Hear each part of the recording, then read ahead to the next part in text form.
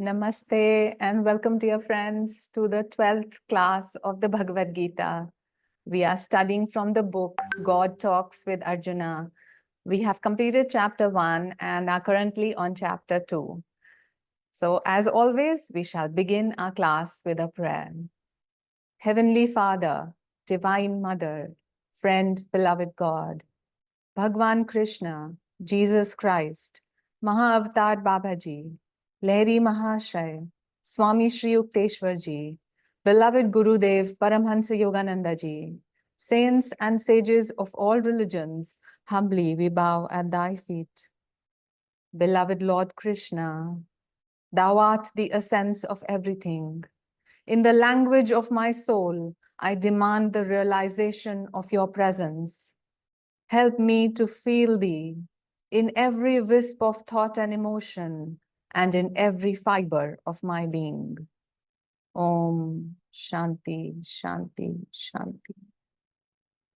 Let us now invoke the presence of the Gurus by singing the hymn to Brahma, followed by a chant to Ganesha, because Ganesh Chaturthi is just round the corner, starting tomorrow evening.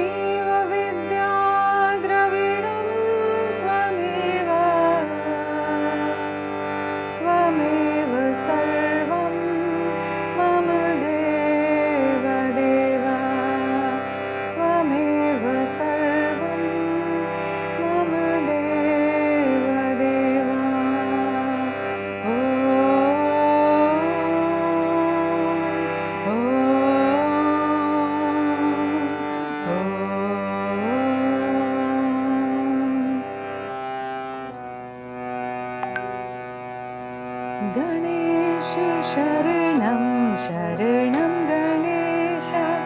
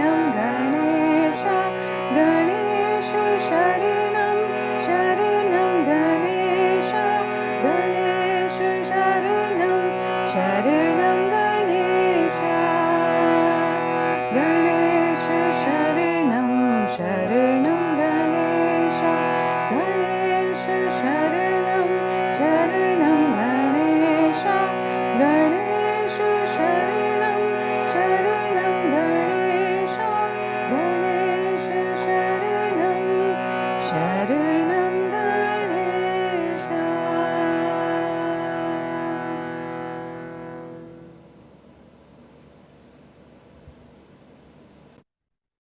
May Lord Ganesha remove all obstacles.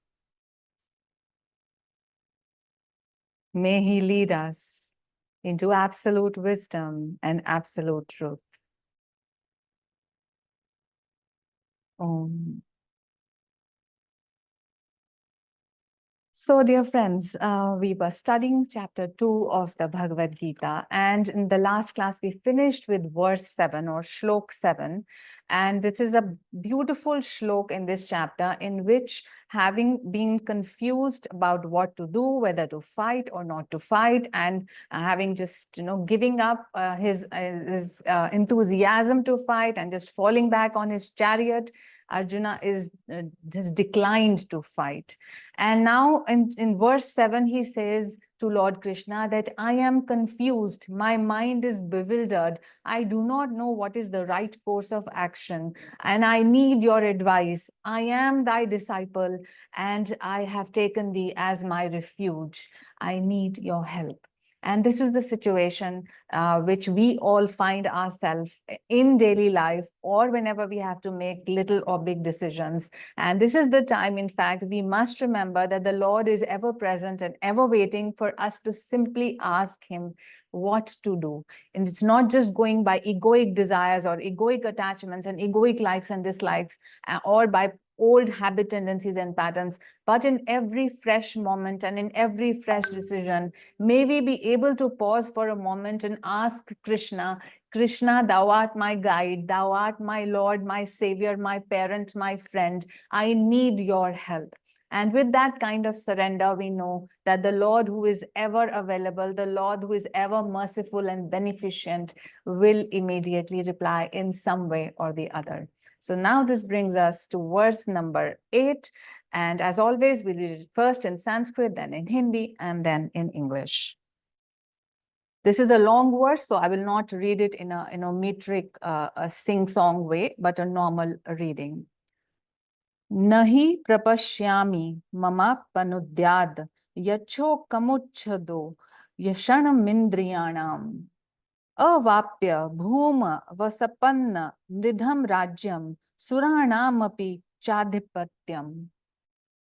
मैं ऐसा कुछ भी नहीं देख पा रहा जो मेरी इंद्रियों को कष्ट देने वाली इस आंतरिक व्यथा को दूर कर सके।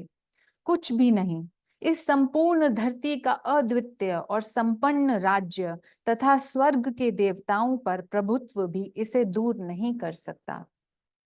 I behold nothing that will do away with this inner affliction that pounds my senses, nothing at all, not even my possession of an unrivaled and prosperous kingship over this earth and lordship over the deities of heaven. So we see that Arjuna's argument is still continuing, and he is still saying that I don't see the benefit of leaving sense pleasures or leaving my addictions, leaving my old habit patterns, because then how will my bodily kingdom function? How will it express? How will it perceive? And what is the use of doing such a thing? So that argument we see is continuing. And on the other hand, Master comes in here and he explains that it is so important for us to get over the adversities which are in front of us for body, mind, heart, and soul.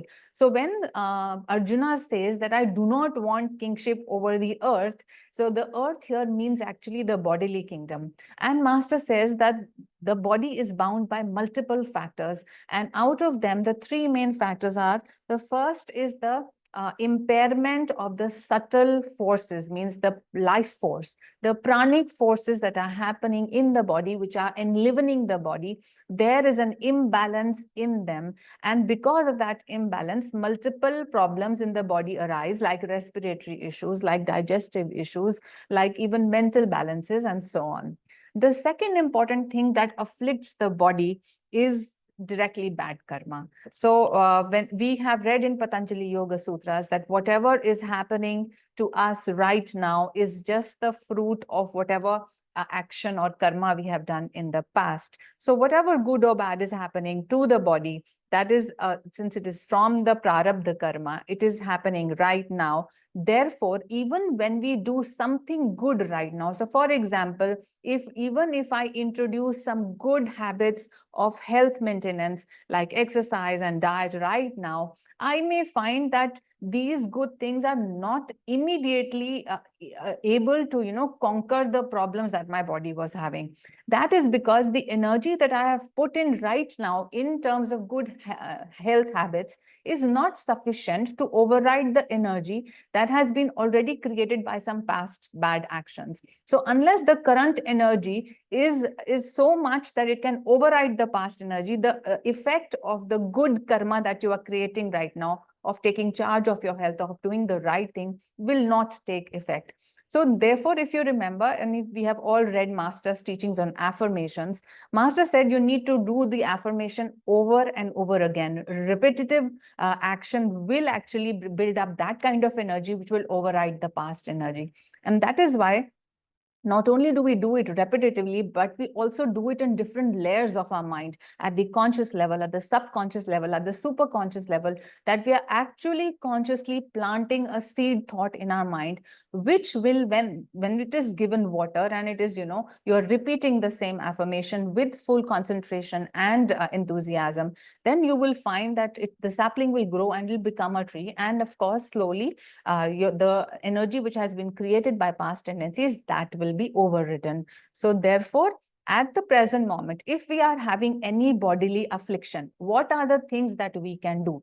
Number one, of course, we can take the direct medical treatment that is available to us. The second thing is we need to change our lifestyle so that our pranic energy becomes more in sync with the ideal human bodily energy and is also in sync with the energy of the cosmos. So that means we start to develop a lifestyle with the right diet, with the right attitudes, with the right amount of yogic postures and pranayams, which will harmonize the pranic flow in the body, and that will automatically kind of correct the bodily disorder.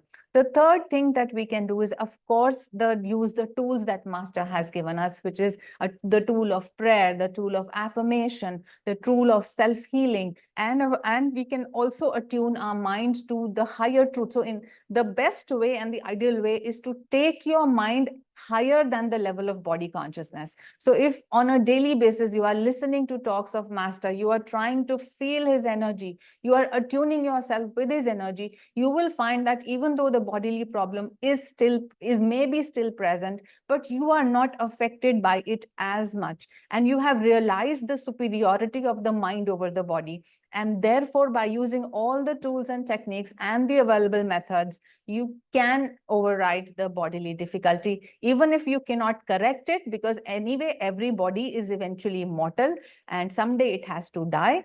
But you will be able to rise above bodily consciousness and therefore rise above suffering, which is the main aim of spirituality. The third thing Master says that affects the bodily kingdom is our samskaras of bodily identification. Now, this he is referring to something which we have discussed earlier, which is abhinivesha.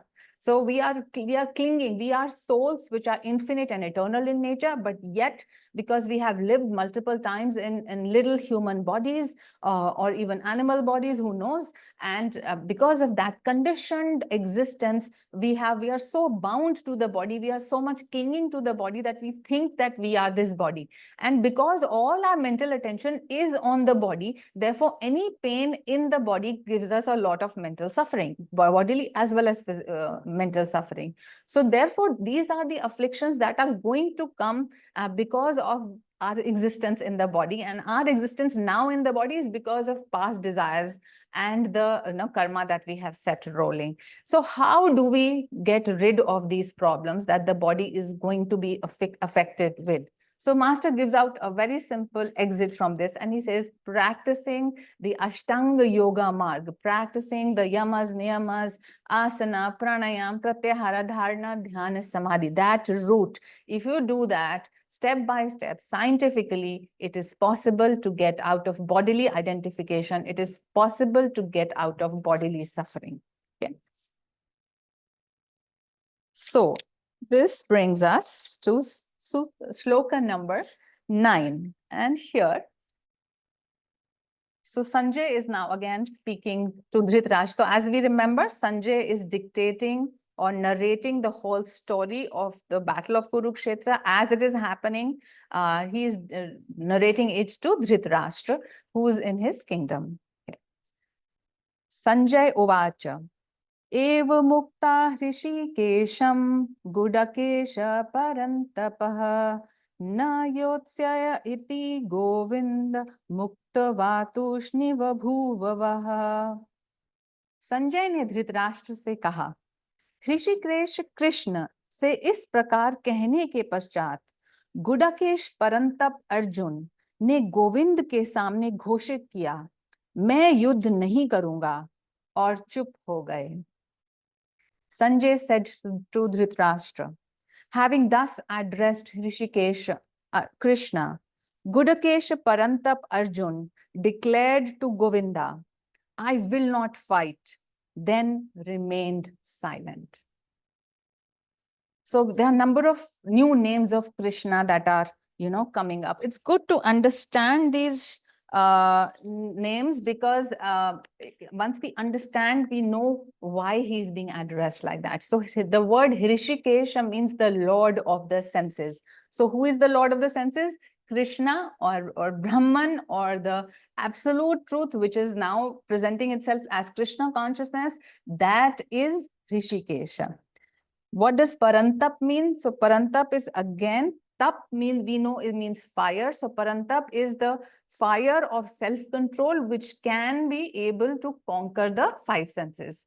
And what does Gudakesha mean? Gudakesha means the conqueror of sleep. So not the normal sleep, but the sleep of ignorance. And all these names are of Krishna. And then what is happening in the shloka? In this shloka, finally, Arjuna is saying to Krishna, I will not fight. So the sense addict finally, having come in the middle of the battlefield, seeing both the armies, realizing that all his enemies are his own relatives and very, very known to him, and they have been very dear to him because they're his own habits and tendencies and patterns and likes and dislikes and, attachments. So he is unwilling to fight the battle, and he finally says, I will not fight. Now, this is a very important point for all of us. And in retrospect, if we analyze our life battles, we should check ourselves, which were the battles for which I at some point said, I will not fight, or I cannot fight. I do not see the point of fighting this battle.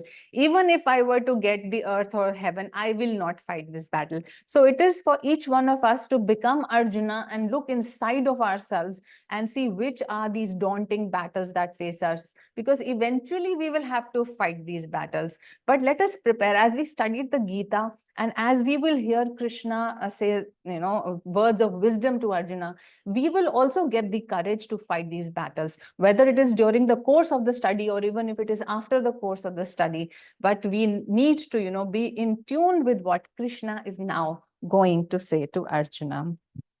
Okay, so for this shloka, Master gives a little more extended commentary. He says, unable to decide and finding the pull between virtue and vice of equal strength, he remains without further effort at meditating, inwardly saying. So this is stating to us, what does a devotee do when he's stuck at this point? He says, O God of the universe, I will not go through the pitiable task of this slaughter, and I will not fight. So this is the exact situation that we are in. And this will now take us to shloka number 10, where Krishna is now going to come in. Okay. So now still we see in shloka 10, Sanjay's commentary to Dhritarashtra is continuing. And as a third person narrative, this is what he is saying. Tamuvacha Hrishikesha prahasaniv bharatah Senayorubhayor mardhe Vishidanta midam vacha. He Bharat, Dhritarashtra, Rishikesh Krishna ने दोनों सेनाओं के बीच शोक करते हुए उस अर्जुन से मानो हंसते हुए इस प्रकार कहा, O Dhritarashtra, to him who was lamenting between the two armies, the Lord of the senses, Krishna, as if smiling, spoke in the following way. Now, this is a very interesting few words that have come in between, that yes, Krishna is speaking to Arjuna, but as if smiling. What does it mean that the Lord is as if smiling? So when the devotee progresses on the path of devotion and meditation, even earlier in the spiritual journey, when you're not such a good meditator, but you have felt the presence of God in your life in one way or the other, you have felt the protection of God in your life, you have felt that you were being taken in a certain direction, even against your will, but that finally that direction and goal came out to be the better for you. And you are that your life is being guided by the Lord, that in a sense you are loved by the Lord, even though you are in the middle of difficulties, but there is something in you which tells you that the Supreme Lord of the universe is indeed with you, and there is a protection that is happening here, and he will definitely guide us, for we are all his children. So that a little spark of assurance that is available to us, especially when we are in difficulty, because the Lord is always within us. He is always guiding us through the inner voice of conscience, but we are unable to hear that voice because of the restlessness of our own mind, because of our own desires and attachments. But when life beats us down sometimes, so when we are in such a rock bottom phase of our life, when we are not even able to think so many thoughts, then somewhere in our own heart and mind, we do find that there is a spark of God's presence inside of us. And that is what is meant by when Krishna is as if smiling, he is there inside of us, very much inside of us. He is smiling at us. He knows our battles very well. He knows where we get stuck, and he has individualized our battles for us. So different people will have different battles to fight. For some, it is important to overcome greed in this life. For others, it will be important to overcome anger or lust in this life, or jealousy in this life, or even moods and so on. So the beauty about life is that the Lord crafts and designs our individual battles in such a way that whatever the obstacles or the kleshas are for that individual, you get those kind of tests in your life. Because if you have overcome greed already in the past life, you will not get tests in this life in which you have to give the same exam. So therefore, you see that each individual is being guided back home by the ever smiling Krishna within, and he is the one who is designing the outer difficulties so that we may raise our energy, so that we may concentrate, so that we may understand our soul power, and so that we may override whatever challenge is there and overcome the obstacle forever, so that we needn't give the exam again and again in every lifetime. So we must always thank God for whatever obstacle or difficulty or challenge is happening in our life, because that is the opportunity available to us through which we will eventually cross over that ocean of difficulty, or through the door of that challenge, and go into freedom from that particular habit. Okay.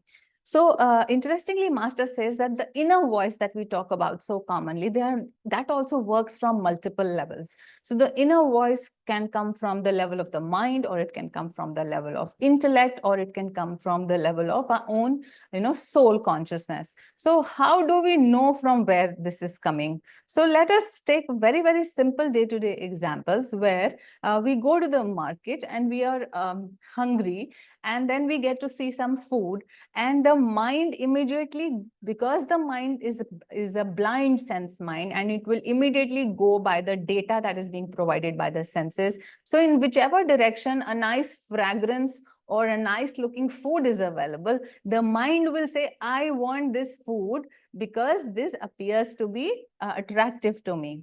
On the other hand, this voice will tell you, okay, let me go and have this food. It appears to be very tasty and very fragrant. But immediately, simultaneously, your intellect is saying, oh, this food is not very healthy, and you must have healthy food. This is all junk food, so you must keep up your health. So that voice is also present inside of you at the same time. And if you are a meditating devotee, or you have even walked a little bit on the spiritual path, your inner voice of the soul will tell you that, my dear, your existence is independent of whether you eat food or you don't eat food, because you are not the body. And therefore, you can rise above these bodily cravings. So you see, there are multiple at the same instance, at once, at just one moment of the day of our life, multiple levels of the voice is actually telling us. Sometimes it is softly, sometimes it is very subtly, and sometimes it is very loud. Now it is up to us. Only when we develop wisdom, only when we are in attunement with the Guru, can we hear the sound of the soul, means the voice of the inner wisdom, which is coming from our absolute existence. Otherwise, the mind and intellect are going to take predominance, and especially the mind, if we have been a sense slave for most of our life. So therefore, we must, if on a regular basis we are quietening our mind by practicing meditation, then it becomes much easier to hear the voice of conscience. And also, as we said earlier, intuition doesn't dawn upon overnight. It has to be practiced. It is like a muscle that has to be trained. And therefore, in little things in life, you must train yourself to work with your intuition, so that when a difficult phase in your life comes and you have to make a major decision, then it is easier for you to understand whether the voice is coming from your own mind or your own intellect, or is it the real voice of wisdom from inside you. Okay. So this brings us to shloka number 11. So now Krishna starts to speak. Shri Bhagwan Uvacha. Ashocyananvashochatsvam pragyavadanshcha bhashase gatasun gatasunshcha nanushocanti panditah. Shri भगवान ने कहा, तुम उनके लिए शोक कर रहे हो जो तुम्हारे शोक के योग्य ही नहीं है, तथापि तुम विद्वानों के समान वचन बोल रहे हो।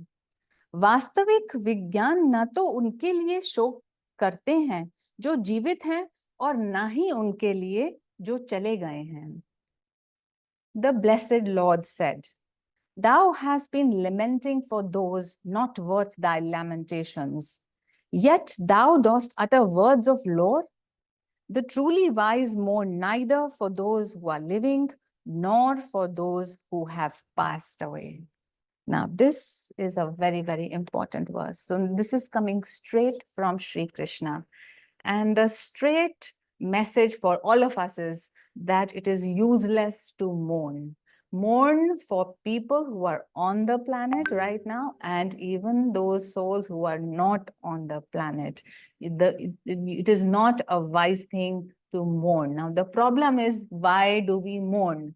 Most common cause of mourning is that life is not turning out the way I want life to turn out. I like certain things and certain people, and I never want them to go away from my life. And then what happens?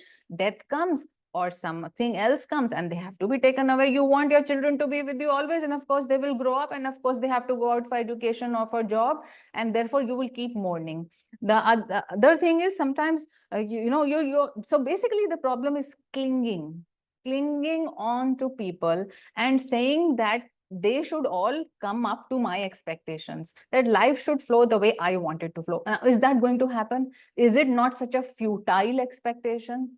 Life is going to run its own course, whether we like it or we don't like it. We might as well start to like it, because otherwise we'll keep mourning. So people are going to come in your life, people are going to go away from your life. According to God's divine plan for you, they are coming exactly at the right moment, and they are going exactly at the right moment.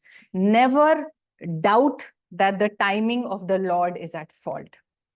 So they are perfectly placed for us to learn lessons. And unless we accept and learn the impermanency of life, we are going to mourn and mourn again. And it's amazing that the Buddha said, so once a disciple went up to him and crying, and he said, over past lifetimes, you have cried enough tears to fill up the 4 or 5 oceans that we have on the planet. So imagine the millions of lifetimes we've had, the millions of times we have had attachments to people, and millions of times we have cried tears of having lost them to either disease or to death or to separation for some other reason, and that we can fill up oceans with that tears. But now Krishna is saying, so we have come to the point where the words of wisdom are directly falling into our, hopefully into our mind, intellect, as well as, into every fiber of our being, where he is saying it is useless to mourn, because everything is happening according to the perfect divine plan, and we are not here living to live permanently. Even our bodies, our lives are changing moment to moment, and it would be best for us to accept that moment to moment life will change, and that we must be open enough to accept it as moment to moment life, and not be stuck by our old habit patterns, and not be stuck by my own likes and dislikes and my attachments. Therefore, it is advisable that we come out of these kleshas, which are like raga, dvesha, asmita, and all of that we discussed earlier. Okay. He who cannot stand firm in righteous behavior before a test of the Almighty loses the right to speak as a wise man.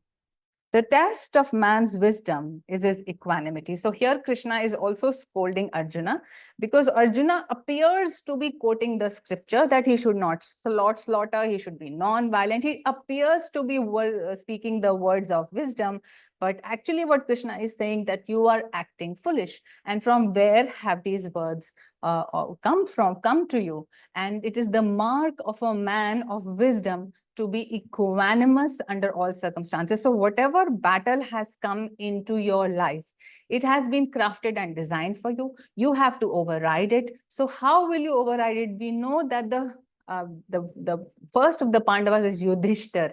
So we need divine calmness. Unless we have divine calmness within us, how can we take all the decisions of our life or see the situations of our life with equanimity? And how are we going to develop this calmness in our life? By regularly touching the calmness of our own soul. And how are we going to perceive that? By regular meditation. Only when we meditate regularly, then we can touch the quality of our soul. With one of the 8 aspects of God we know is calmness. So once we regularly touch that calmness, the source or the fountain of calmness within us, then that calmness will overflow and come into our daily life, our daily actions, our thoughts, our speech. And once that happens, then we will be equanimous in whatever situation befalls us. Therefore, regular meditation, and most of us are meditators here. So, and most of us we are blessed to have a Sadguru in our life who is guiding each one of us personally and who has shown the path to God. So we might as well just follow him, follow his footsteps, and attain the freedom that he has attained. The dance of life and the dance macabre must be unchangingly, immovably perceived from the safe anchorage of soul consciousness. The unsettled devotee only talks like one immovably anchored in spirit.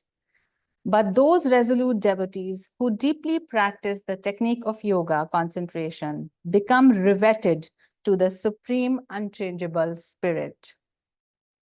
A direct advice from Master. He says, forget the past, for it is gone from your domain. Forget the future, for it is beyond your reach. Control the present. Live supremely well now, and this is the way of the wise. So now again, this is a good point of introspection for us. Let me check my thoughts every day and let me see how many of those thoughts or what percentage of those thoughts are just complaining about my past, my regrets, my resentment. I wish life would have been some other way than it was. And so most of my thoughts are in that regret and resentment or unfulfilled whatever desires that I have. So just check your thoughts, and I'm sure we all dwell in most of them, but that is a useless useless thing to do. It's foolish to dwell in the past. Why? Because it is neither in your hand, it is out of your control, and you can do nothing about it. And the next thing he says, do not dwell in the future because it is not yet in your domain. So again, now think again, what percentage of your thought on a daily basis is about worrying about the future, the fear of future. Oh, what if I get sick one day? Oh, what if I will lose my job one day? It has not come. So you are not sick yet, but you know that everybody gets sick. So let me also keep worrying about over my health. Let me become an extremist and just keep thinking about become a hypochondriac and think, oh, I have this and I have that. Everybody around me is having cancer. Every family is going to have cancer. What if I also have cancer? And then I dwell so much on that thought that I actually magnetize those things. And then I say, oh, this has become so common. But what I'm not doing here is I'm not checking my thoughts. Whatever is being magnetized into my life, from where has it come? Somewhere we have started the energy which has magnetized whatever is happening to us. And it is common knowledge that most of the disorders are psychosomatic in nature, means your mental thought process, your ideas and thoughts will create changes in your energy patterns, which will create changes in actually bodily cellular structures. And then the diseases will manifest. So then how do we reverse or cure the disease? So that means we correct the flow of prana or life flow in our body. And how do we do that? Also by changing our thoughts. So again, if we correct the negativity in our life and change with positive thoughts, alongside we practice yoga asanas, pranayams, correct diet, right company, right attitude, and at the same time do whatever the body needs to be done, like taking medication or whatever treatment. So we have to fight the battle at all levels. And unless we do that, it is both our right and our duty to fight the battle and be victorious in the battle.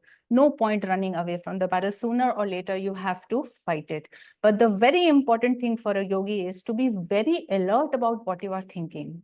The quality of one's life is directly determined by the quality of one's thoughts. And it has been said again and again in scriptures, in current philosophy books, in any language that you want to pick up a philosophy book, the same thought will resonate everywhere around the globe. For centuries, this has resonated. But what about us? We have not thought about this. We have simply ignored this. We are not thinking that maybe my thoughts are wrong. That is why my life is, in big shambles and in a confused state of existence. So if you sort out your thoughts, if you remove whatever you don't need and what does not serve you, you will find that your body will behave in a much better way. And as Swami would say, meet joy halfway. So don't think that one day when the cellular structure of my body will be perfect, when my thoughts will become, perfectly in order just the way I want them. And one day when my life will run in exactly the way I want, then I'm going to be happy. Now, this is the most foolish thing to think. So you have to be happy now. Why? Because you are the soul, because you are absolute existence, consciousness, bliss right now. And whatever affliction is happening in your body and mind is only a superimposition. It is a hypnosis which has affected your mind so much into believing that that is the truth, that you're actually rejecting the ultimate truth that you are a free soul. So we have to shift that perspective. And how do we shift that perspective? It is not easy. So, but the easiest way is what? Techniques like Kriya Yoga. Meditative techniques will help you to directly perceive your existence without the bodily apparatus. As you go deeper and deeper into your consciousness, you know that you are more than the body. Therefore, any suffering of the body is not your suffering, because you are the pure witness. You are that pure awareness, existence and consciousness that is only watching that the body is suffering. Once you can create, a gap between who you are and what is happening to your body and mind, then you will find that you can rise above any kind of suffering. And that is the goal of the spiritual journey indeed. So again, I will read what Master has said. These words are important. Let's just push them into, a bolus dose into every cell of our being. Forget the past, for it is gone from your domain. Forget the future, for it is beyond your reach. Control the present. Live supremely well now. This is the way of the wise. Okay. So this brings us to the next shloka, which is shloka number 12.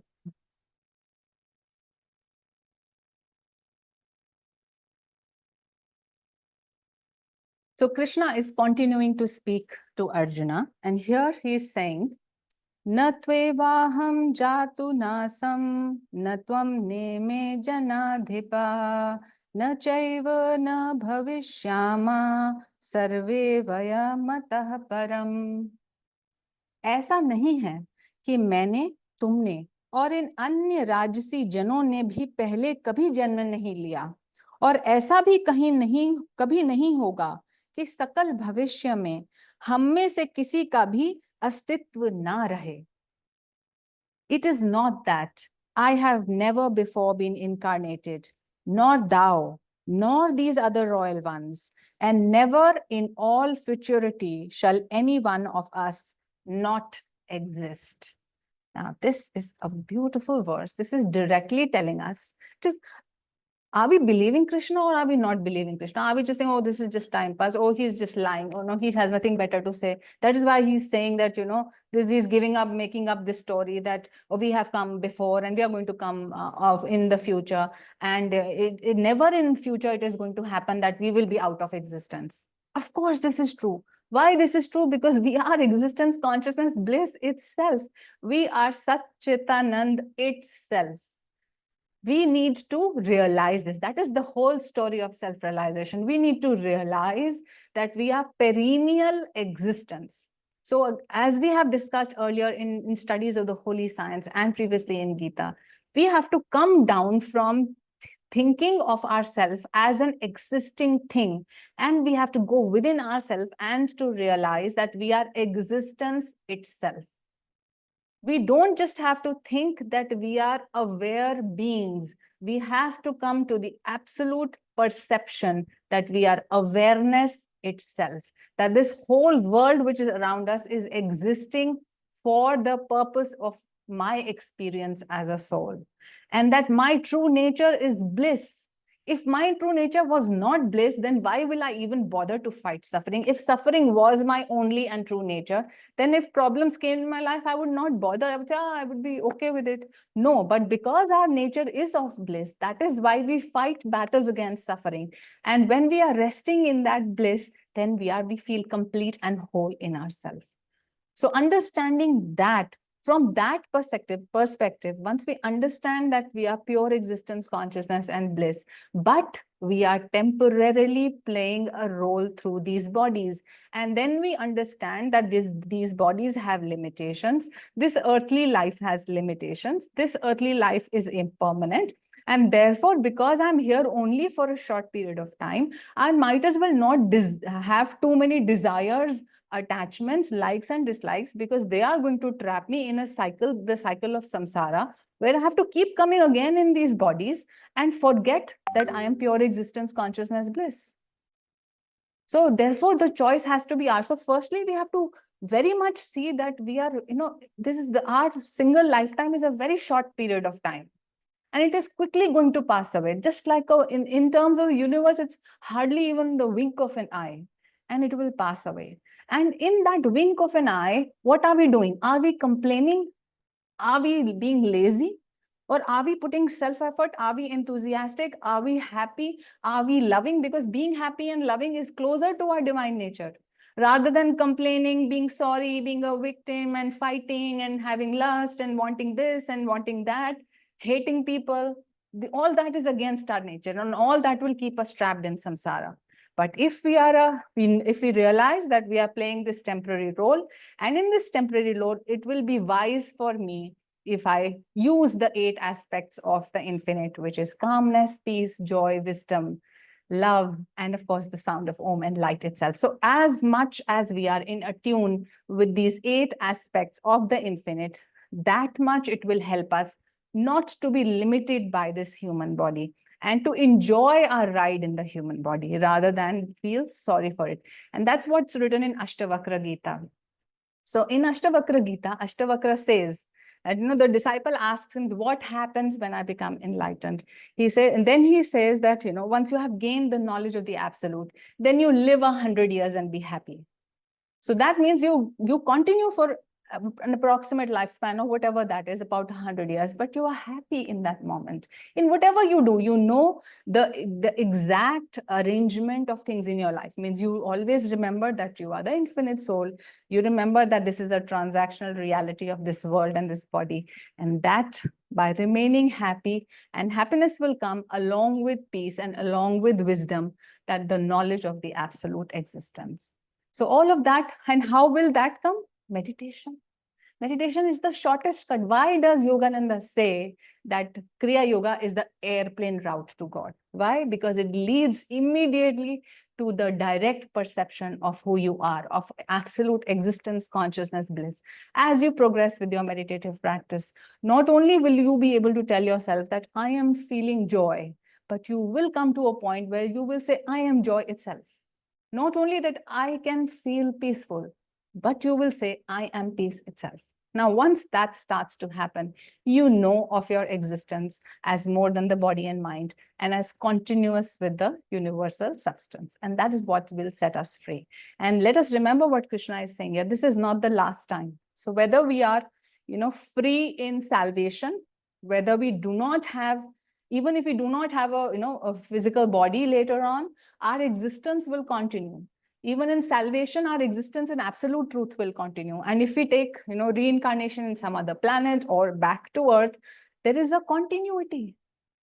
That is why I remember reading a book by Thich Nhat Hanh, and he said, you should not celebrate your birthday as a birthday. You must celebrate it as a continuity day, because it is never that you have not existed, and it is never that you're not going to exist. Only the body will fall away at death, but you will continue. And now if we remember that we are not going to die, then what are the attitudes that we should develop during this lifetime?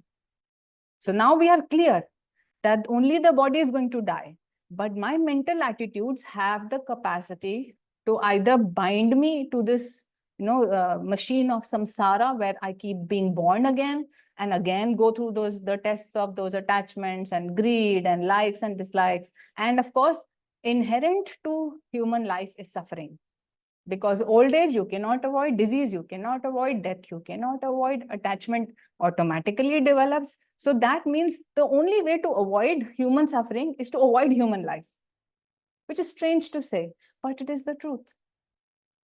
And getting a human body is a big blessing. Why? Because on this planet, it is only the human body which has a capable nervous system, which can realize its own existence beyond the body.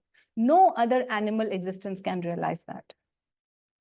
So when we are studying the Gita, with what perspective are we studying? Are we just wanting to listen to some nice words? Take it seriously. Every word that Krishna utters has the possibility of taking us to moksha. If we just understand this verse, that, life continues, it never ends, like ad infinitum. So even in moksha, your existence as existence, consciousness, bliss stays. And once we know that, then we will be better able to manage our daily life, to manage this little length of life that we have while we are playing this role. Yeah.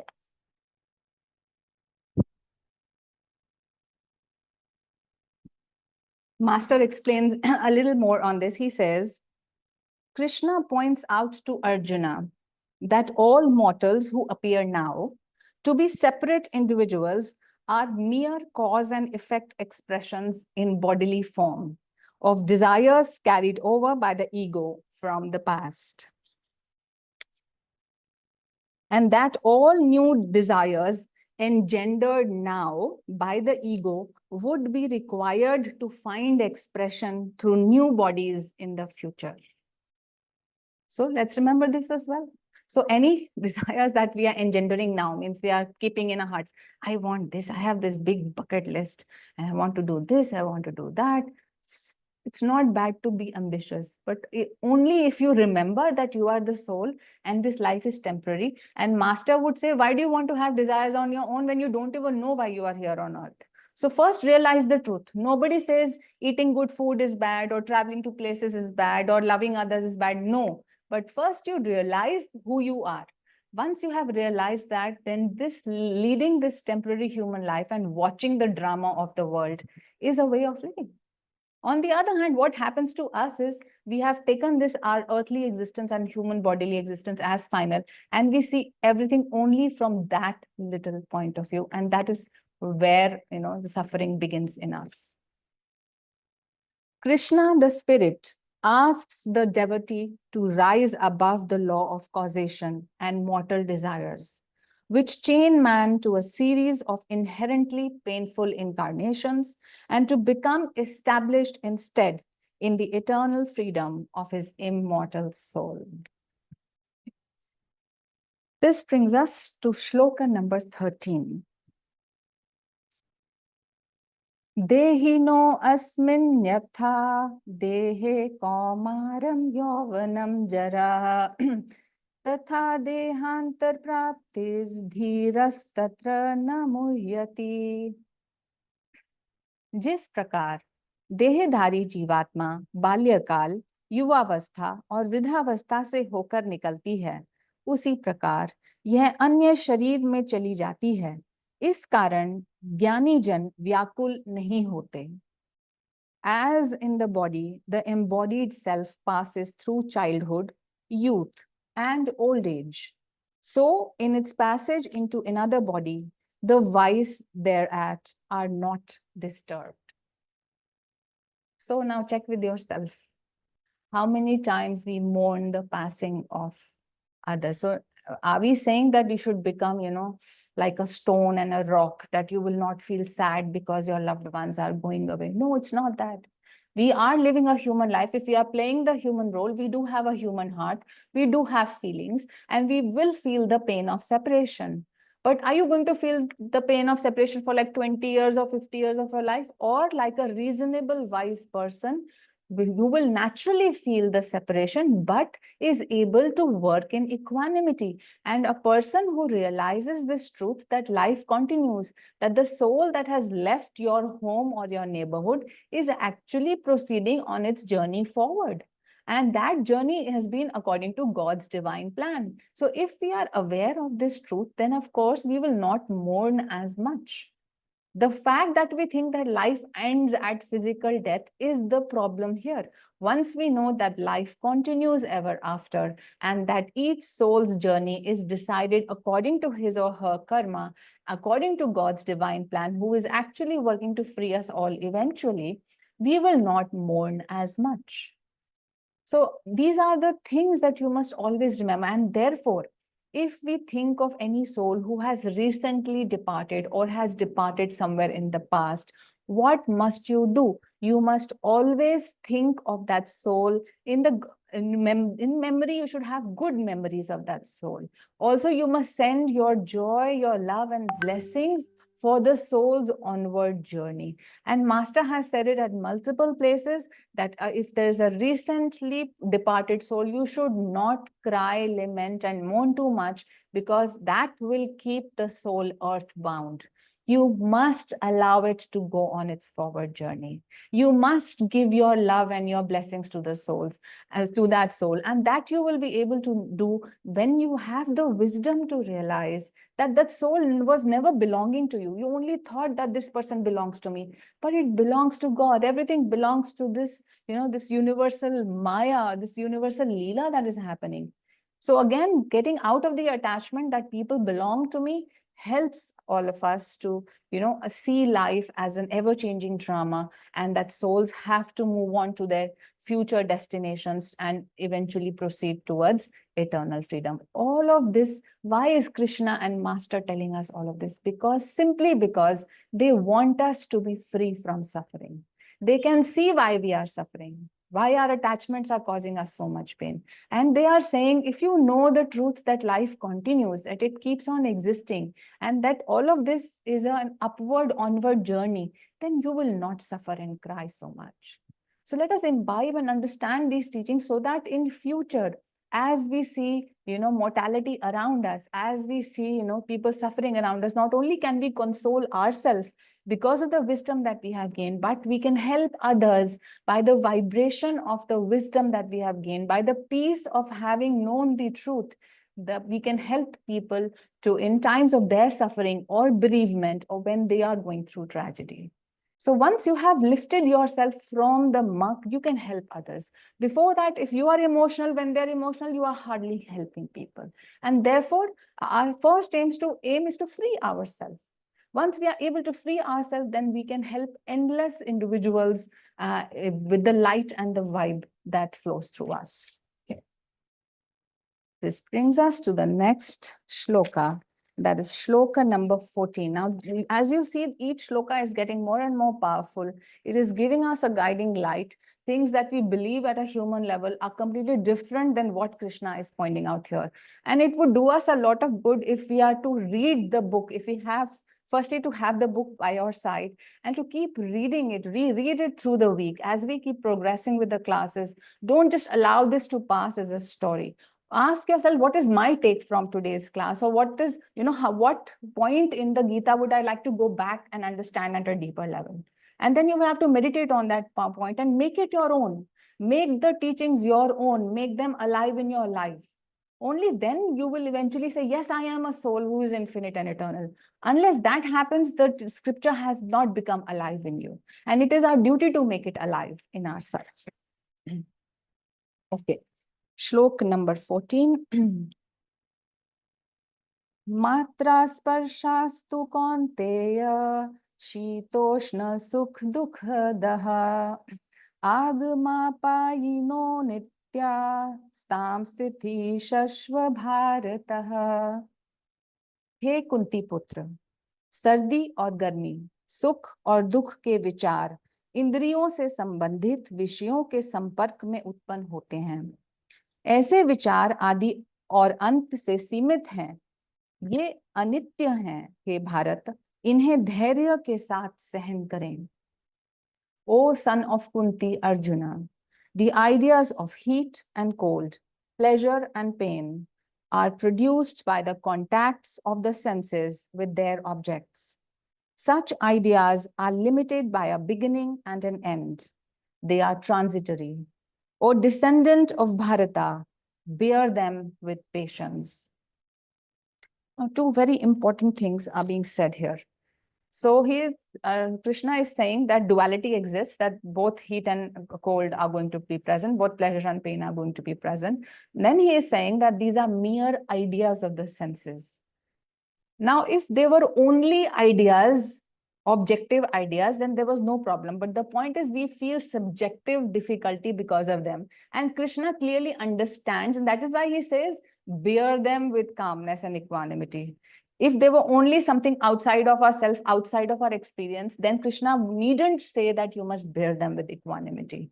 But again, absolute wisdom, absolute truth, that knowledge will help you to separate your existence from the phenomenon of the senses.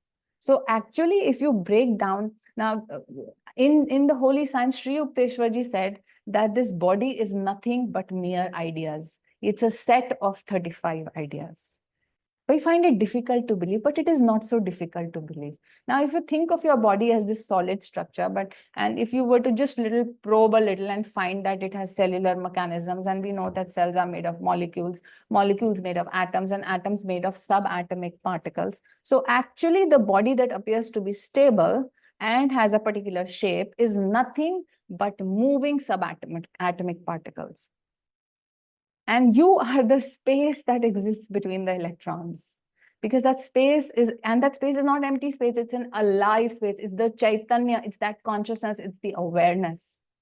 And not only is this layer of subatomic particles that are whirling in your body, but if you go deeper, then as Master said, then lifetons means pranic energy, electricity is actually managing the flow of these electronic movements in your body, the prana.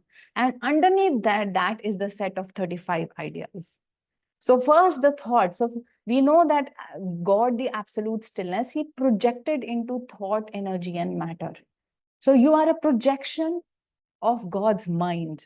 Just like your dreams are nothing but made of your own mind stuff. When you get up, then you find out that all the things, the places, the situations, the people, the emotions that you felt in your dream were nothing but your mind stuff, just ideas. Similarly, your own existence right now is actually nothing but mere ideas getting together. And that's what Krishna is saying here, that when the light falls on the object and the object reflects light, which enters your retina, and then your brain creates a picture, all of this is just a concept. But you have become so attached to the concept. And the whole problem is because all of these happenings, the procedures and the phenomena happening, they are linked to the I-ness, that I am experiencing this light. I am experiencing this object. And therefore, the entire spiritual path means transcending the I. Once you know that impersonally these phenomena are happening and it has nothing to do with your I-ness, and your I-ness is a mirage in itself, it's a delusion in itself, as Ramana Maharishi said, that if you really probe for your ego and try to find where is it, you will not find it. It's a mere idea on the firmament of existence. On this whole tapestry of existence, your I-ness is a mere idea. And we have fallen so much into that trap that all we have brought in so much suffering with that I-ness. And therefore, once we analyze this phenomena and our existence impersonally, then again, what will happen? We will rise above suffering. And how will we rise above suffering? That knowing the dual nature of life, we will accept things calmly. And how will we accept things calmly? By being able to touch the calmness of our own soul by daily meditation and by following the teachings and techniques of the Guru. With that thought, we will close today's class and we will share the power and blessings of these teachings with souls everywhere. Let us pray together. Divine Mother, beloved Krishna, thou art omnipresent, thou art in all thy children. Manifest thy healing presence in all bodies, all minds, and all souls. Oh.